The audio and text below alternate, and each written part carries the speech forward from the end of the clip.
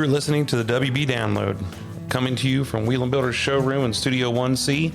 We are a podcast centered around building custom homes, the customer experience of building a custom home, and a really entertaining listen from many great guests and interviews that may or may not have anything to do with building. I'm excited to share with you their voice and their stories that will enhance your idea of the custom builder world.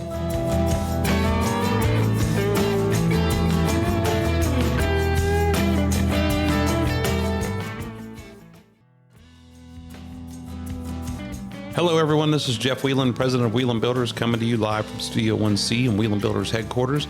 Thanks for joining us here on what is our number 4 episode, the 4th episode. And man, it's been so awesome so far to have some really cool guests between my dad and Pastor Ben. And today, we've got a guest that's probably one of the greatest ones we'll have all year. It's me. I'm just kidding. It's me. And we're going to talk about what it takes to find a custom builder and what custom building means and what it should mean to you, what it means to me, and how to find your home site. So let's get started and roll right into it, and we'll get into what's happening now. So thanks for being here.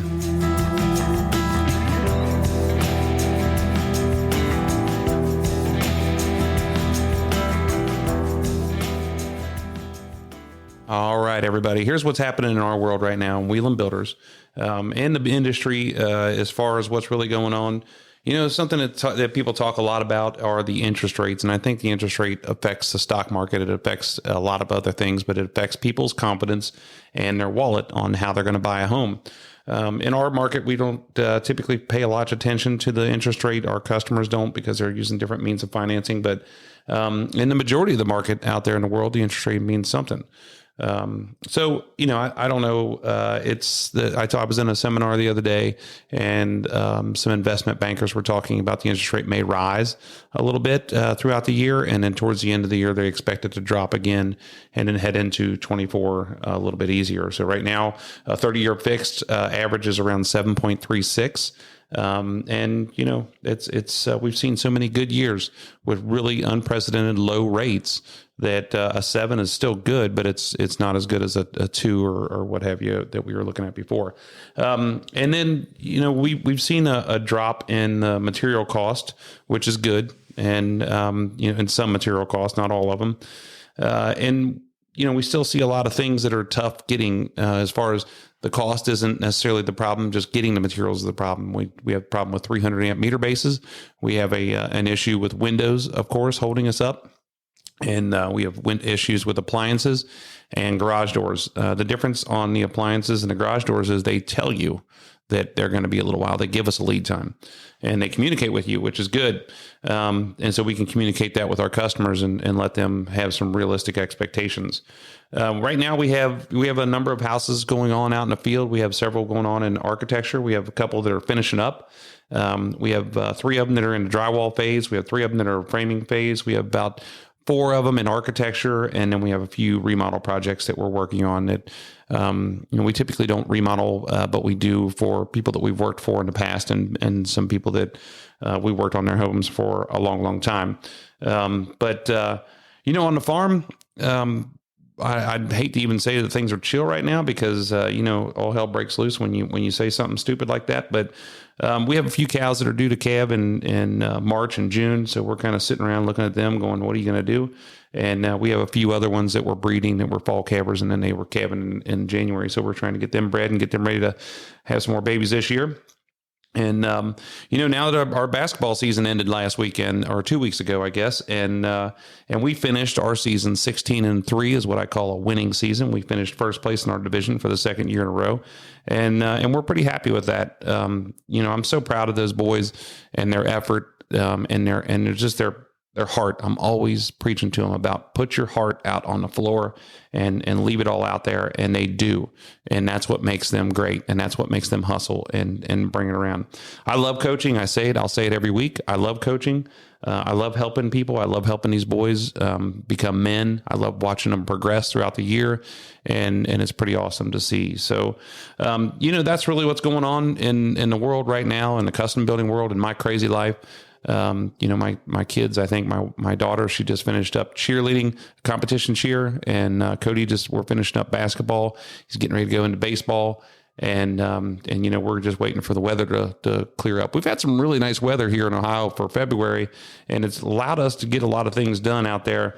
But as always, as a constant skeptical person, I'm just waiting for the ball to drop here. I'm waiting for a snow to come in March because it's still possible. That's what's happening in the world of Wieland Builders and the construction industry. So let's get started into our episode for today. This is me talking about what it means to be a custom builder, what it should mean to you to be a custom builder, how to find your home site, and some steps to go through. It's not a very exciting episode, I don't think. Maybe you think it's exciting, but it's a information filled episode, and I hope you get a lot out of it. And like I always say, if anybody's got anything to add to it or any questions on it, feel free to email me, and I'll give you that information when the episode's over. So let's get started into it. Thanks for being here, everybody.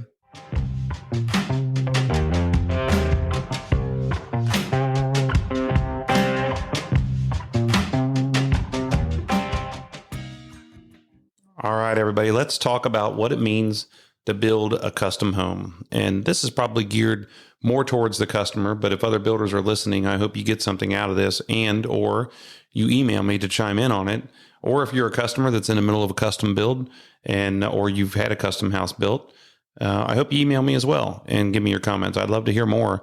It's always more minds are better than one. There are many things that you need to understand when you're building a custom home. The first three things that you have to have, in my opinion, are time, passion, and money. We need a lot of your time. This is not an easy task, and not just talking about time as far as months to build the house or years to build the house. Time as far as hours and hours of selections and contract signings and plan reviews and meetings on the site. There's a lot of things that are going on. We're designing your home on paper. We're designing the home with the finishes in our showroom. We're meeting you on site. We're traveling around the city to meet with a few different vendors, and so you can see actual product, and your mind starts to get dedicated to this project. So when you are at someone else's house and you're looking around, you're going to start going, man, I'm not so much interested in the ball game as I am.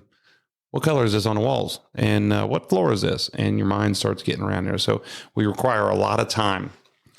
And we need passion. Everybody that comes to Wieland Builders, and I'm talking to them, you have to have the passion to want to build a custom house. You have to be passionate about the project. You have to be in love with the dream. And you can't look around at something and go, yeah, I guess I like it. We want you to love it. And passion and love go in hand in hand when you're talking about building a house. If you don't have it and it's just transactional to you, you may not be a good fit for a custom build. There's a lot of custom builders that are just wanting a deal and they're going to move on and they're going to build your house. That's fine. For Wieland Builders, I want you to have that passion, and we really need it. And the money. Something that nobody wants to talk about. It's a tough subject. Most of the people we deal with are business people. They're used to talking about money, but you need money to do just about anything today. Custom building isn't any different. However, there's a lot of different things that you may want to do that you have to be realistic when it comes to your budget. Be honest with your builder about this. Be honest with yourself about this. Make sure that you are honest all the way with the money, understanding where do you want to be at as far as the expense on this house? Where do you want to be at contract wise? What's your buffer that you're going to keep for yourself? You have to understand those kind of things. And then, for us, it's really important that, when we go down through the proposal or we go down through the contract, that I'm pointing out to people, hey, this is where our customers have the tendency to spend more money, because you need to know that no matter what you do, and this is pretty much in any kind of building, you're going to spend more money in selections. You're going to spend more money after the contract is signed. It's the way it goes. I wish that we could change it, but it's a custom build. We want to build it to whatever you want to do. And there's certain things that we can't predict on what you're going to choose. How do you handle change orders? How do you handle selections? How do those things get put into the contract? So all of those sorts of things revolve around money.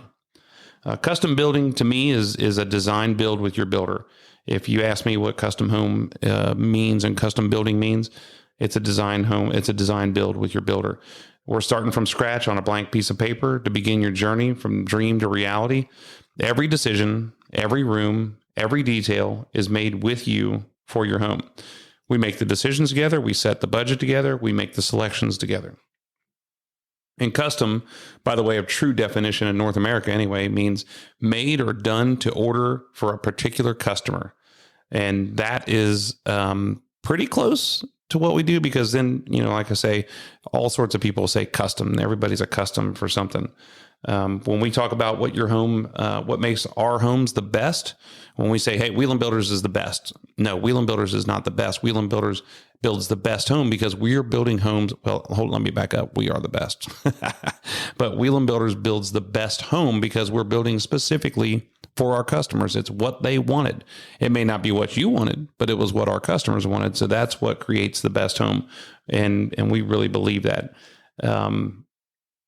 It's not ego. It's not pride or about us. It's about our customers. It's what works specifically for them.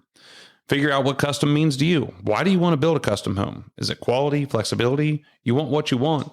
And if you can't make it what you want, then you might as well just go with a production builder, go with a track builder, just go buy something off the shelf. You need to understand the difference, and you need to feel the difference, because you don't want to be questioning this decision as you go down the line and think that, you're not getting a custom build. You need to really understand what it means to be a custom build. So I've heard a lot of different versions of what custom means in my time. Like a lot of various industries, the word custom usually means greater or better or high end. What it doesn't mean is a blank checkbook. You have a budget set forth with your builder. You should have a clear understanding of what has been specified in the house, and not later on having a conversation that says, well, that should have been included. This is a custom house. You should be very clear, and everybody should have clear expectations of what goes on in a custom build, and with your builder and with you.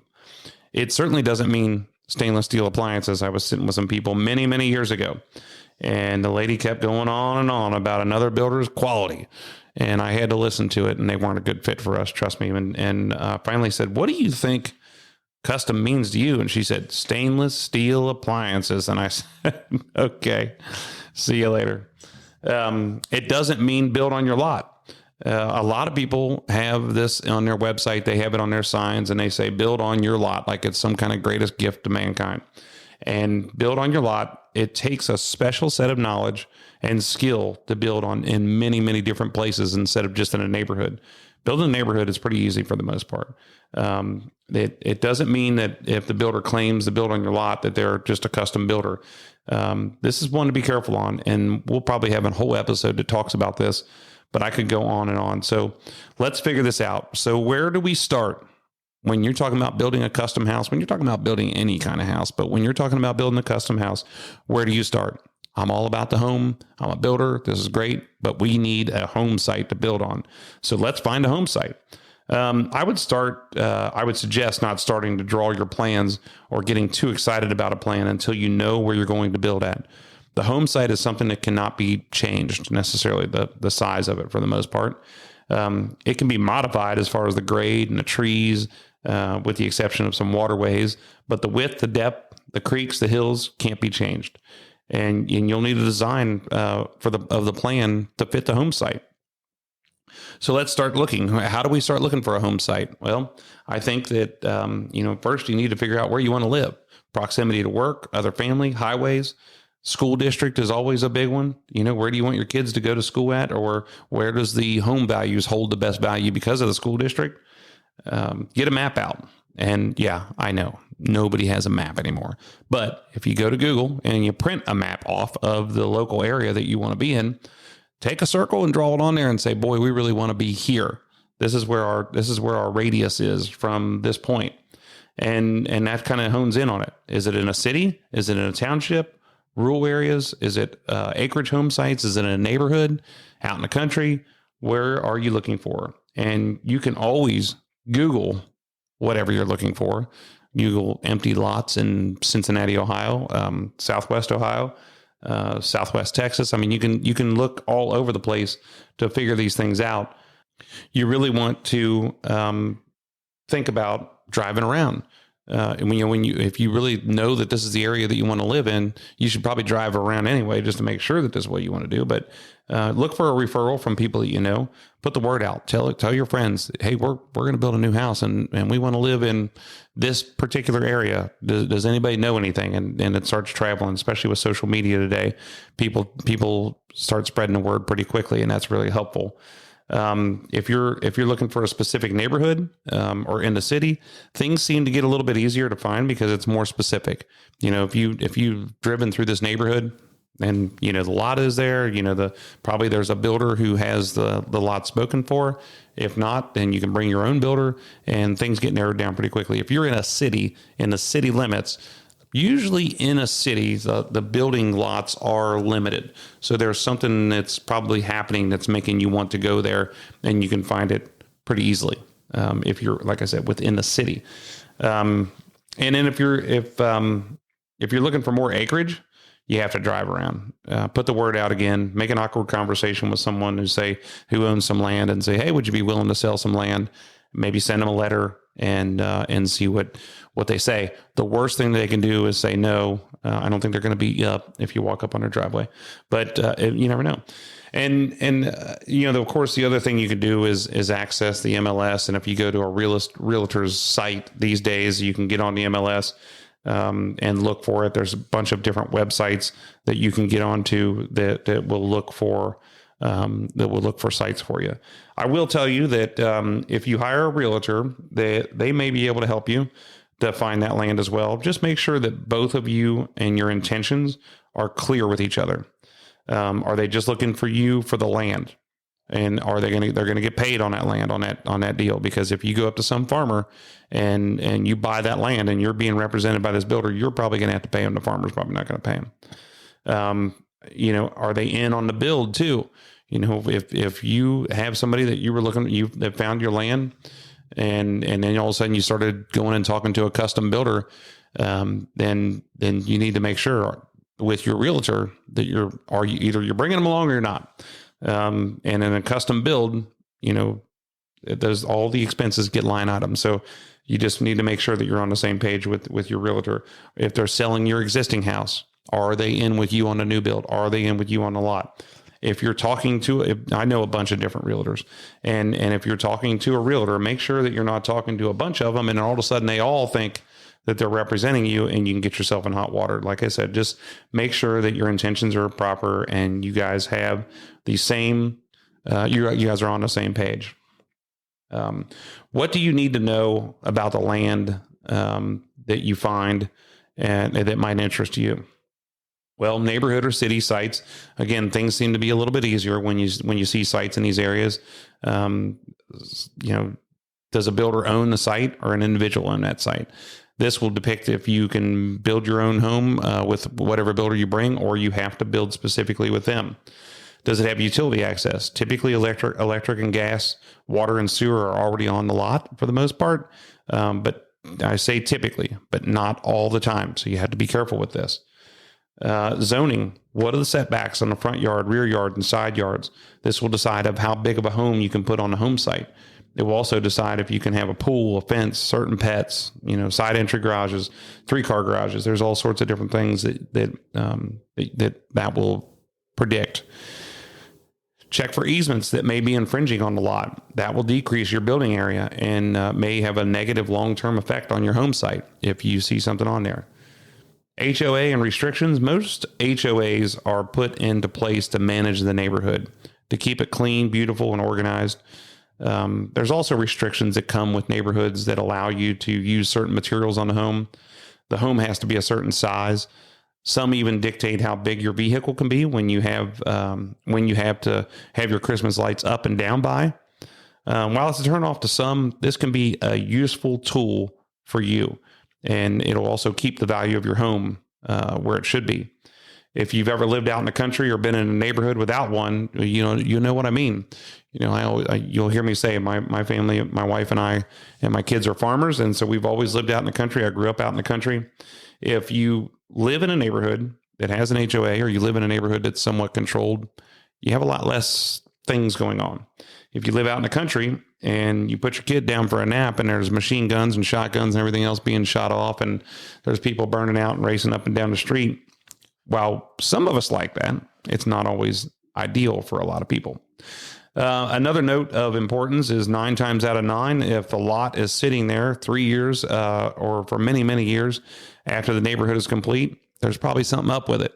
There's some reason why it's still sitting there. So don't look at it and go, man, this is awesome. Could be a number of different reasons. I don't know that, but there's chances are. You want to know how, I always call, how does it lay? Is it roll? Does there hills to it? Is it a walkout? Is it completely flat? Is there trees? Is there going to be a side entry on this house? Do you have enough room before it falls off, before it hits another neighboring property? Is there room for a pool?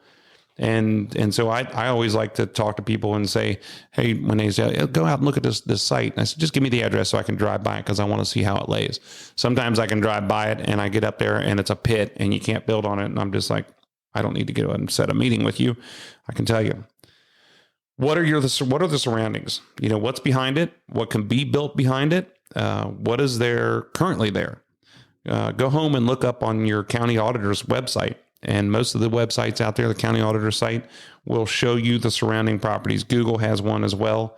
But the county website, you can click up on the parcel ID number or the account number, and it'll tell you how it's zoned. And so you might be living in a residential home site right here, and it's zoned for multifamily apartments right behind it, or it's zoned for commercial building right behind it, or it's a park. There's some pretty nice things that are behind it. I can tell you that, and I've seen it in several different instances. Just because you build on a golf course doesn't mean it'll always be a golf course. So you need to double check when you look at those sites and make sure that the language is favorable for you in there. And remember, just because it's in a neighborhood doesn't mean it's cut and dry and easy to build on. That might have been a fill site. There might have been something happening there. There might have been a pit. There might have been, who knows? There could have been anything. So you just want to make sure you do your homework. Acreage sites and rural areas, all the same thoughts as above apply. But when we get into larger acreage sites, the utilities are a big deal. And this is why when you're in a neighborhood, if the lot's more expensive, it's because the sewer's there, the electric's there, the water's there, the gas is there, there's a street there. You pull off the curb and you're on your site. Out in the country, it's a little bit different. Usually there's water and electric somewhere close to the land. Is it on your side of the road? Both of those. If the electric is on your side of the road, if the water is on your side of the road, that's important to know, because if it's not, that's additional expense that you have to incur to get the electric over. You usually have to set a pole. They have to bring the transformer over on that side. Number of different things. If the water's not on that side of the road, if the sewer is not on that side of the road, this becomes a pretty big deal, because you're doing some tunneling, you're doing some jack and boring underneath the street, and that's no easy task or no cheap task. So when people say, well, there's sewer there, make sure it's at the site, that it's not near to the site. As I've had that happen in a couple different instances where somebody bought a home site and said, yeah, there's sewer there, and it wasn't there. And we ended up $30,000, $40,000 later boring underneath the street to catch it. If it's not and it's a septic system, if there's no sewer there and it's a septic system, this can vary the cost depending on what kind of system is required due to the type of soil and, of course, the type of politics that go on in a municipality. The soil is supposed to dictate what kind of septic system you use on that site. However, when you get into these different municipalities, the health departments have a specific system that they are wanting you to use no matter what. And in one county, that system might be $15,000 in Southwest Ohio, and in another county, it might be $100,000. So you have to be careful with that and understand the course you have to take to figure out what happens with that septic system. Septic is not a big deal. For me, it's not a big deal. We do them a lot, but you need a builder who's familiar with them, because they take a lot of time, a lot of care, and a lot of cautionary procedures before and after the installation on those septic systems. You have to fence the area off. You can't drive across that anymore. You certainly can't disturb the soil back there before we install the system. And of course, after you install the system, everything is off limits back there. You do not want to crush the pipe. You don't want to get near the tanks. A lot of things are happening there. A lot of times, if it's septic, they require a minimum acreage in most cases. So you can't go in and put a septic system in on a 1/4 acre lot. In Southwest Ohio, anyway. Again, I'm telling you, in Southwest Ohio, I think most times the minimum acreage is 2.5 acres for a septic system. Zoning, again, is a big deal for these sites in rural areas. The setbacks can change quite a bit, meaning that they're greater than just in a neighborhood. Like in a neighborhood, you might have a 50-foot front yard setback and a 7.5 foot side yard setback. And when you get out there in the country, sometimes those setbacks are 100 feet on the front yard and they're 30, 50 something feet on the side yards, and they get greater for the backyards. So you want to just make sure that you understand how that works and understand what kind of zoning it is and what the restrictions are going to be on it. Because you don't want to buy 10 acres and find out that you can only build your house in this certain area. Maybe the 10 acres only has 100 feet of frontage, and that pushes you all the way back. A lot of different things that can change. I talked about this a little bit ago. How does it lay? Flat, rolling, farm field, trees, creeks, ponds, swales, ditches. Does it need a culvert at the street? Or because if it's a ditch with out of the street, it's just pavement and a ditch, you're going to need a culvert out there. And that's not a big deal. It's just another thing you have to do. It's another permit, another inspection, another expense that you have to incur. What surrounds the land? The land out there, it seems to be a bigger deal than what you think. If you have animal farms all around you or zoned it around it, what can be built around you? If you don't like animals and you don't like the smell of animals, you might want to double check this, because it's great to live out there in the country and live down the street from the farm, and you see the neighbors' cows, and it's so great. And then you get downwind there for a minute, and you're going to realize, boy, they look pretty, but they put off a different smell. Spend some time out there, before you buy it. I know things happen sometimes quickly, and you have to make a quick decision, but don't be afraid to hang out. Just get the feel for it. Spend some time out there. What can be built around you? Again, I talked about this earlier. Is it all commercial? Is it all agricultural? Is it apartment buildings? What's going to happen around you in the future? What could happen around you in the future? The value of the site. What should you be paying for these sites? And that's tough, because it depends on the market, for one, and it depends on the location. It depends on the acreage. It depends on everything. But how much should you be paying for it? You can go to the auditor site and you can look and see what the lots transferred for, what the area transferred for from one seller to the next. That'll give you some indication of what the person paid for it. That way, they're probably not going to take a loss on it. And then you can also look at sales that have happened in the last several years. I think you can look that up online. You used to be able to look it up in the paper, which is odd because not many people look at the paper. I've never looked at the paper. My dad asks me every time he sees me, "Did you read the paper this morning?" And I'm like, I'm 48 years old and I've never read the paper. So no, I have not read the paper. But, you could figure that out somehow. There's websites you can go to, or you can ask your builder. So if you've started a conversation with a builder and you're talking to them, you can run it by them, and hopefully they will give you some sound advice on, hey, that's not worth $150,000 or something like that. Many times you feel relieved that you finally found a spot. You finally found this site, and you're so excited because you've been looking. Hopefully you're not settling. Hopefully this is the place that you want to be. Be sure to do your homework on the property. Easy, simple steps will make your life there a lot better. If you know a builder or you're working with a builder, have them go out and look at it. Any sites that you see, hopefully you can find a builder that will just be gracious enough to go out and look at it and say, yes, you can build on this. No, you can't build here, but you could build over here. Here's the things to be concerned about. Land is deceiving. Every time I've ever looked at it, and especially if the grass is tall or there's trees on it, it could rise 3 feet off the street or 6 feet off the street, and it looks like it's just dead flat. And so you have to have somebody who is used to looking at those kind of things. And I think that's really important. So that's a good segue as we talk about the builder and the builder's involvement. You can look for your land and look for a builder at the same time. I just said that you can't draw your plans yet until you have the land, but you can start looking for your builder at the same time. So that's all. I probably missed a few things, and hopefully if anybody's got some additional information, they want to email me or reach out to me and say, hey, you should have mentioned this. I'm up for it. I'd love to hear more and more. But that's what I think about when you're looking for those home sites. Very, very important. It's location, location, location. The number one rule in real estate. So how do you find your builder?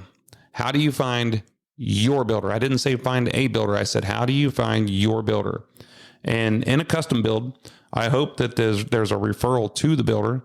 Maybe you have a friend, a customer of that builder, or something that's solid that would bring you to them. That is the best because you have experience sitting right there of somebody.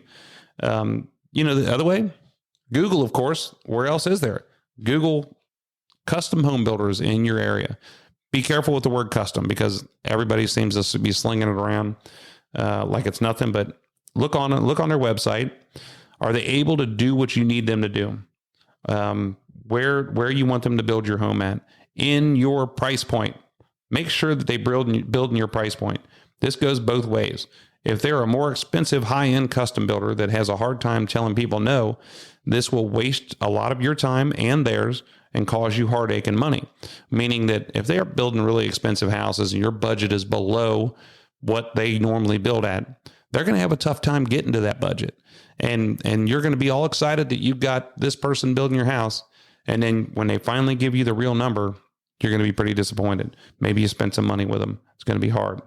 The other way is if they build in a lower price point and you're trying to build in a more expensive price point, it's really tough for those guys that are building a $300,000 price range to build $1 million, $2 million, $3 million house because they're not in that mix every day. And maybe this offends some builders out there. I hope it doesn't, but I hope you all understand what I'm saying. Because I've been doing this my whole life and I know what it's like to bounce around and see this stuff happening. It's not the same. You have to have experience in the custom world, knowing the materials to use, knowing the more things that go into this house that are higher end. It's important. It's important. You can't get a production type materials into one of these big expensive custom homes. There's such a difference. Like I said, it's just such a hard way to explain it on paper or in a podcast, but it's not just about the materials. It's about knowing the materials, how to use them, design them, performance, everything. So you have to be careful with that. Do their homes look the way you vision your home? Or when you go onto their website, I'm sure they're not going to put, some rundown dump that's on there. They're all going to put pretty pictures on there, but you have to look closely. How much vinyl siding are they using when you're building a house that doesn't call for vinyl siding? How much brick are they using? What's the style? Are they building all modern contemporary and all their whole website is modern contemporary and you're thinking more transitional or traditional? That doesn't mean that they can't do it, but I just think that you need someone who's going to fit what you're looking for. You can call your local home builders association or send them an email because nobody calls anymore, but you can call your local home builders association and they'll give you a list of builders in good standing. You could probably pry it out of them who's custom and who's not. But either way, if they give you the list and you can go onto the website and you can pretty much see if this guy's building 30,000 houses a year, they're probably not custom. But that's always a good source. Your local home builders association is always a good source for builder and building information. Look for signs, both from God and for the builder, but look for signs. But when you drive around to see a home that catches your eye, maybe do some research and find out who built that house or do some research on the builder if they've got a builder sign out in front of it. Do they have what it takes to pass the first step of the interview that you're hosting on your own, become your builder? What are you looking for? We always say our website is the first interview. The phone call or the connection to us is the second. Do they have what it takes to be your builder? Do they build in a specific neighborhood? If you're looking in a specific neighborhood, you may be forced to go with a specific builder. And at that point, look and see, are they building what you want them to build? Even though it's a great location, as I hate that you settle for an area because they have the lot, but it wasn't the builder. Or maybe you have a builder and they don't have a lot. It goes both ways. But maybe those guys, they won't sell those lots to other builders. They won't sell them to you and let you use another builder. If you already have a builder in mind, maybe just ask them. See what they say. If they'd be willing to sell to another builder. What do you need to know about your builder? Again, about your builder. Are they a true custom builder? This is a good question. And by defining what custom means to you, this will help answer this question. What does custom mean to you? And are they a true custom builder? What are they best at? What do they do the best that makes you want them to build your home? What are they doing? And you're looking at this house and saying, oh my goodness, I love this. This is the greatest thing in the world. Are they a design build firm? Will they be there with you every step of the way while you're designing your plans? Or will they tell you, nope, go find your own architect and go draw the plans and come back to us when the plans are completed? Neither one is horrible situation. For me personally, though, we usually try and do a design build because we want to be there and say, and throw in our 2 cents to say, hey, this is how you could do this. This is how you could do this. And we could talk about budget for certain things. We could talk about what works. We've seen your home site. We know what works there. Once you have a builder chosen, I was going to say, here's a side note. Here's a side note on these plans. Don't buy them off the internet. Don't go to the internet and spend tons of money and buy plans from the internet because, and I'll tell you why, you can buy the rights to those plans where you can buy a PDF version and you pay them maybe $1,000 or less. Or more, I don't know. And it gives you the right to use that plan, but you don't want to buy the actual architectural plans because they aren't made for your area. You typically need the rights to use them. Find a local architect in your area and have them draw the plan because there's local building codes, there's state building codes, and things that need to be happening for your specific, just the frost lines, the insulation lines, the energy lines that go through the United States, they all have to be local. Do you have a connection with this builder? And I'm big on this because this is a long relationship. You need to feel connected with them and trust them and trust that they have your home and your interest in their heart. And this is very, very important. If you feel a connection, that's great. If you don't and you have another meeting with them, warm up to them. Maybe not. Sometimes I'm nervous in my first meeting. Maybe I don't know exactly what to talk to you about. Maybe I've just felt uncomfortable or you felt uncomfortable. We were trying to get the jitters off and have another meeting with them, give them an opportunity, but make sure that there's some sort of relationship there. You feel good with them because again, I'm going to talk about this communication processes, all these things, and think about the length of time that you're going to spend with these people. The preliminary time, the build time, and the post-sale time, which is the warranty period time. And then any time that you see them around town after that. It's a long relationship, and you want to make sure that you guys are on the same page. And when you say on the same page, what's on the page? Make sure that you understand. I stole that one from Preacher Ben. Do their processes work for you? We have an in-house designer that works for us, and we have select outside designers that work with us. But we have a selection center here in our office that you can do a lot of your work in, and our designer is there with you each step of the way.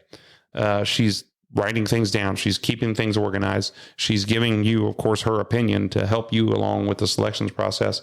And many builders don't have this. And again, not that it's horrible because a lot of them just rely on outside designers. But for us, this is an extra step that we can't charge for because it's, I don't know if a lot of other builders don't have it, but this is something that helps you. This is one of our processes that makes it better for the customer experience. Or the other way they do it is if they don't have anything, it's up to you to go out and find your own selections and budget for those own selections and hope that you have picked them in time. So where when it comes time to install them, you're not sitting there going, well, I just ordered it yesterday and it's 6 weeks to get it in. There's a lot of things that happen in this era or this area that you need help with. And I just can't stress to you how important that is. And I'm not saying one way is horrible because these guys have probably been in business a long time. They've been doing it forever like this. But in our opinion here with Wieland Builders, you need somebody like that. You need them to bounce ideas off of, keep you organized, stay in budget, stay on schedule. And this is just one example of a process. How does the builder communicate? This is huge for communication because I don't care how great of a builder they are, and I don't care how nice of a person you are. If the communication is not there, you're going to have a horrible time with this. The builder's going to have a horrible time with this. And communication is one of the main tools that make or break the experience. And it's not just the device that you're using to transfer the information. It's also about how comfortable you are with each other, how comfortable the builder is with you, and how comfortable that you are with the builder. If you're having a question about something, you want to change something, if you're upset about something, this needs to be talked about right away. And you need to have that level of communication there and the ability to communicate with each other to make sure that we move forward and with everybody being satisfied. If you let it stew and you never feel comfortable, then it just turns into something worse as time goes on. Make sure that at the beginning you're all on the same page on how you communicate and when to communicate. Is it 6 a.m. to 6 p.m.? Is it after 5? Is it before 8? Is it a text message, a phone call, an email? Some builders use a computer system to house information to communicate. And that's, that's with little or no verbal communication whatsoever. And are you okay with that? It's a different method of communication. I'm old school. I still like to pick up the phone and call people. I still like to make sure that we're all talking and whenever we need to. When do you get updates on your house and the progress? When do you get updates on things that the builder needs from you and that you need from the builder? Will you get updates? What meetings will you need to be in? And is there a pre-construction meeting? Is there electrical walkthroughs? Is there different things that are happening during the time? When do you need to be here? When do those things happen so you can be prepared for them? What's the builder's history? If you have someone with a long-standing history in the business and the area of expertise that you're looking for them to be good at, then that's a good thing. I've been doing this since I was in the 6th grade, and I've been at this full-time since graduating college for more than 26 years ago. My family's been here for more than 75 years, and yet still, every single day, I learn more and more. And just about each year, I think I've seen it all. And God willing, people show me that I haven't seen it all. So history, I think, is something that's a powerful tool. And sometimes it's a bad tool because you get somebody who's been here a long time, they're set in their ways, and they can't seem to pass on to the next generation. That can be bad, but history is really important. I think, to me, I'm a biased opinion because we have a long history. My family does in this business. The point is, experience is a great tool. It's the number one education tool that we rely on here in the construction business. Not much other than the School of Hard Knocks. References. If you have made it far enough along with a builder, don't be afraid to ask for references. Chances are they're not going to give you anyone who's unhappy, but at least you can reach out to these people, have a conversation with them about how things went, the quality, how things are now with their house, and the things they loved and the things they didn't love. It'll give you opportunity to learn more about the process. It'll give you the opportunity to say, man, I wish I would have done this. They'll probably say, I wished I would have done this. Whatever it is, it can be a good conversation. Why do you want them to build your home? You have to ask yourself this question. Make sure everything fits. It's a gut check with you. How do you feel in your gut? Are they the builder? And what do they do that you love? And is that enough to satisfy you? These are the things I think about how you find your builder and how you find your home site. It's very important. These are some of the first steps. And as we go on further with these episodes with just me talking here, or I'll bring other people in and talk about the different areas of expertise as we go through the build. But this is the beginning. And it's so important to make these two big decisions. And of course, if you get it a little off, it's not the end of the world. It's something that's really, really important, but make sure that you kind of follow this advice. You follow the advice of experienced friends and do your homework. So, hey, that's me, Jeff Wieland, here talking to you about how to find your home site and how to find your builder here on the WB Download.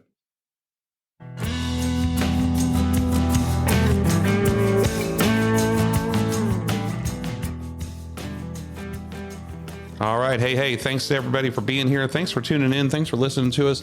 I hope you found this episode informative and useful for what you are about to embark on, which is your journey to build a custom house, select a custom builder, and to find a home site. There's a lot of different details that you need to pay attention to, that I pay attention to when we're looking at these things, and I hope that you pay attention to them too. I hope it's brought insight to you. If you have any questions, feel free to reach out to me anywhere across the country, and hopefully I can help you. If you have anything to add to this, I'm more than grateful to listen to what anybody else would say. Hey, why don't you think about this, and I'll bring it up in our next episode. So thanks again for being here. And as always, please subscribe to the WB Download on your favorite podcast service. I hope that we're out there on all of them reaching out to you. Or you can get us at wielandbuilders.com and look up our podcast there, the WB Download. That's WIELAND builders.com. And don't forget that our episodes drop monthly on the second and fourth Tuesday of the month. Our next episode will be Amy Webb from Butler Tech, and which is a vocational school here in Southwest Ohio. And it's very interesting. And as always, we're always trying to help these students and help our contractors and help us find labor.